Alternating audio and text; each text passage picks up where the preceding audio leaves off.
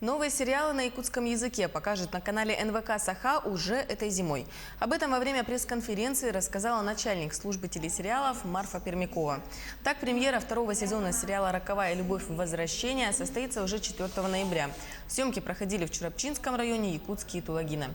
Сериал «Иза и Лиза», который рассчитан на молодое поколение, покажут в начале декабря. А сериал «Ложный пафос» выйдет в 2020 году. Все эти сериалы состоят из 16 серий по 40 минут, а показывать их будут с понедельника по четверг в вечернее время. По результатам медиаисследования сериалы у нас занимают лидирующее место в рейтинге передач НВК «Саха», поэтому мы решили браться с энтузиазмом за новые сериалы. И в этом сезоне мы покажем уже не 2, а 3 новых сериала. И второй сериал, новый сериал у нас выйдет в декабре. «Иза и Лиза» называется. Сценарий тоже Дана Сарт.